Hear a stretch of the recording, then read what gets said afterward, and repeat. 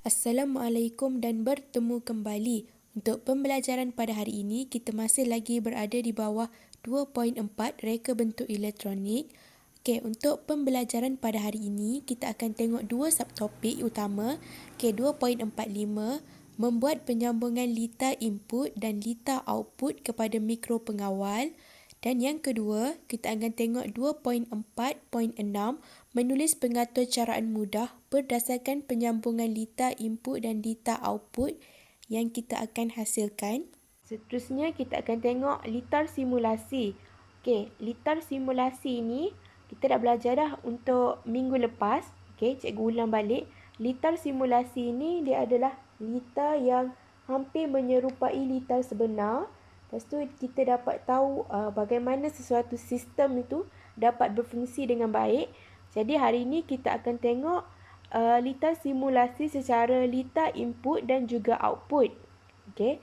Untuk litar ni, output dan input ni macam mana dia disambungkan? Okey, dia disambungkan pada papan litar elektronik iaitu mikro pengawal. Kita boleh tengok contoh dua ni.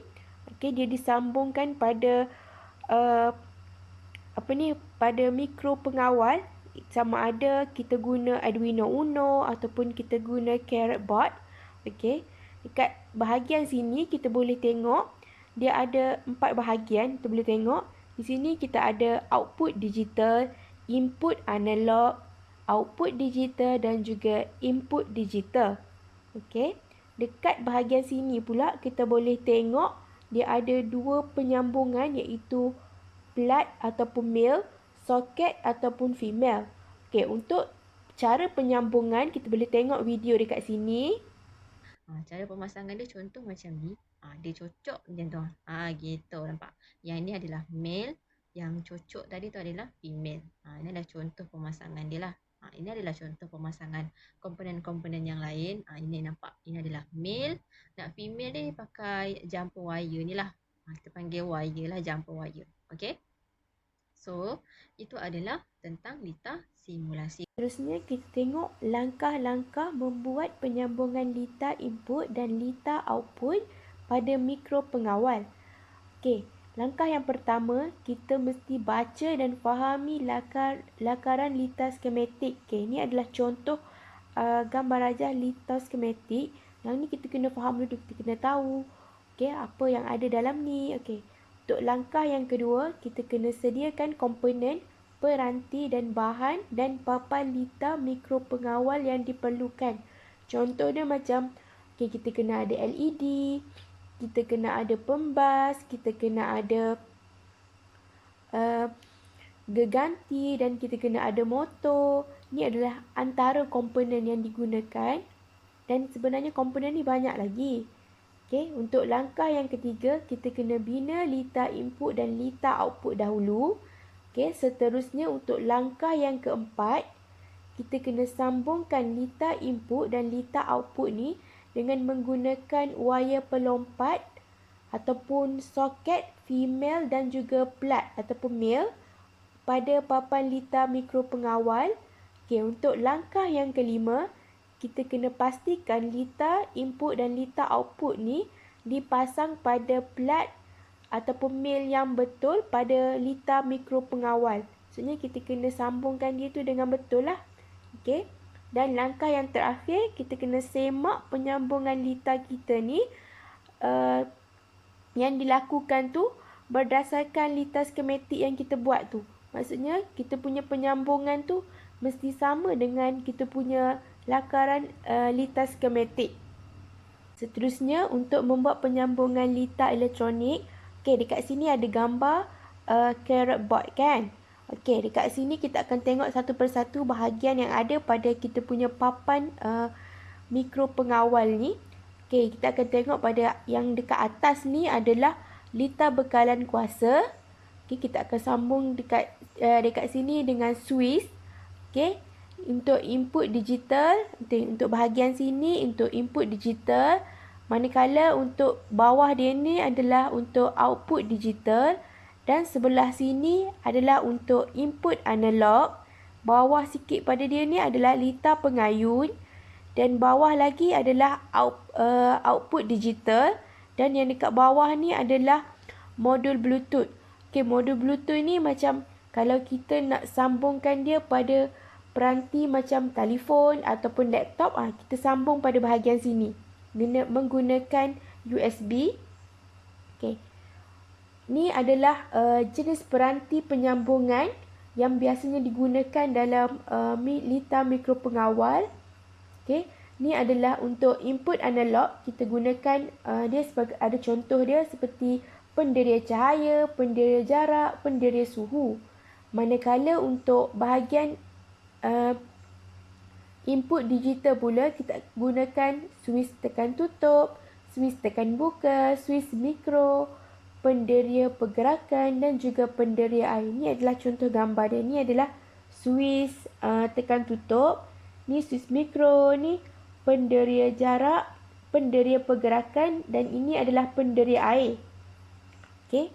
Manakala untuk plat ataupun output pula, untuk output digital, diod pemancar cahaya, ada pembas, geganti, motor arus terus, lampu LED 12 volt. Ni adalah contoh kita punya komponen tu. Ni ada LED. Okay, ni pembas. Seterusnya. Okay. Ni adalah contoh penyambungan lita diod pemancar cahaya berkelip pada papan lita mikropengawal. Okay, kat sini dia ada komponen, wayar dan juga sambungan. Okay, kat sini kita boleh tengok bateri 12 volt. Okay, bateri yang digunakan adalah bateri 12 volt. Dia sambungkan pada papan lita mikropengawal. Okay, dekat sini dia menggunakan soket ni ataupun pelompat tadi tu. Okay, disambung dekat sini yang warna hitam ni. Seterusnya kita tengok switch tekan tutup.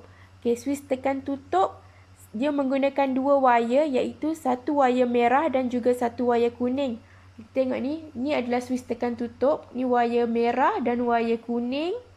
Disambung dekat sini. Seterusnya kita tengok perintang tetap 1 kW. Okay, ni adalah perintang. Perintang ni dia duduk dekat sini. Dia duduk dekat LED ni. Yang warna merah ni. Okay, ni adalah perintang. Disambung di sini. Seterusnya kita tengok diod pemancar cahaya. Dia menggunakan dua wayar, iaitu wayar merah dan juga wayar hitam. Satu disambung untuk wayar yang berwarna merah, dia sambung dekat D-out 1. Manakala untuk wayar hitam, dia sambung dekat GND. Okey, dia ada dekat sini. Kita tengok wayar merah dan juga wayar hitam disambung pada sini, bahagian D-out ni. Terusnya, ini adalah contoh penyambungan lita lampu kawalan penderia cahaya. Okey, ini adalah dia punya komponen dan juga cara penyambungan untuk menghasilkan penyambungan lita lampu kawalan penderia cahaya. Kat sini kita boleh tengok ada bateri, ada penderia cahaya, ada diod pemancar cahaya, ada lampu LED. Okay, kat sini kita boleh tengok dia menggunakan lampu LED 12 volt. Dia ada bateri. Bateri dia menggunakan dua, iaitu bateri 1 dan bateri 2. Dia ada soket penyambungan ni. Okey. Bila tengok dekat sambungan dekat sini nampak serabut kan? Okey, untuk lebih kefahaman kita boleh tengok video ni. Cara pemasangan DC ni. Okey, dekat sini dia terus pasang bateri ni dekat magnet cord ni. Terus. So macam mudah lah. Okey. Contohnya dekat situ kita ada ni adalah direct supply lah. Kita ada ni yang dipegang ni adalah perintang tetap 1K dan juga penderia cahaya. Nampak ada lampu ni. Ni adalah penderia cahaya. Yang ada perintang ni adalah perintang tetap 10 kilo ohm. Kemudian yang kedua kat tangan kiri dia ni, kanan dia belah ni, dia ada lampu LED 12 volt. Kemudian kita ada yang merah ni adalah magnet cord.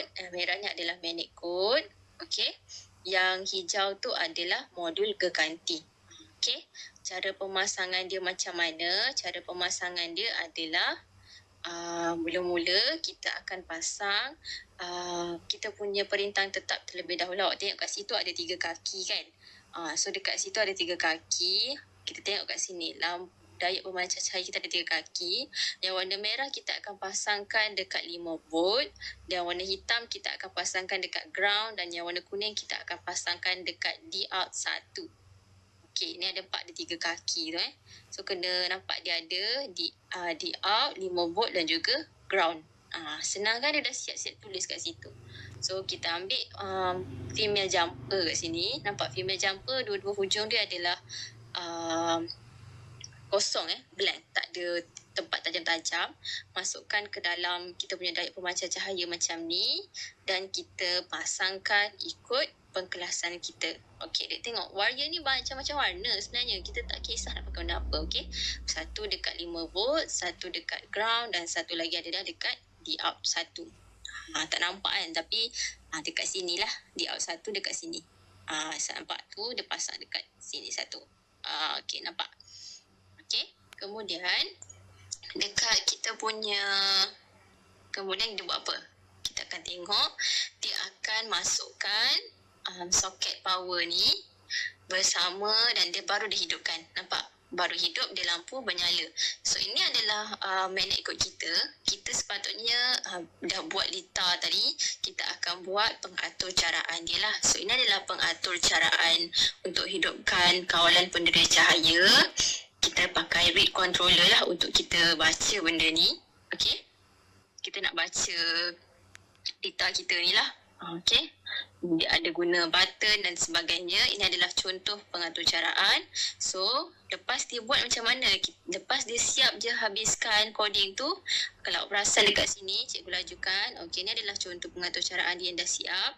Dia klik dekat address, dia tambah lagi satu lagi untuk kotor lah, untuk kita habiskan kita punya pengatur caraan. Dia ada 8 baris je, sangat mudah. Okay, kemudian dia akan tekan 3 titik ni dan tekan kepada run. Bila dia run, akan ada keluar macam ni, download, cancel dan juga run. So dekat sinilah kita akan ambil Bluetooth modul ID yang ada pada magnet kod kita tadi. Kita akan pergi kepada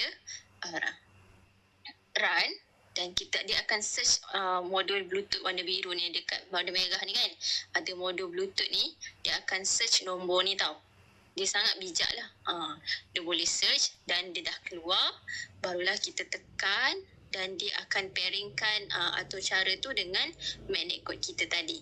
Okay, so kita masukkan password dia. Password dia sama je, 1, 2, 3, 4. Dan dia akan telah connected. Bila dia connected, nampak macam tu. Nampak? Lampu dia hidup. Nampak? Okay, contoh nampak bila ada cahaya, lampu akan terang. Nampak? Tak ada cahaya, tak terang lah. Tak ada cahaya, terang. Nampak? Macam wow kan.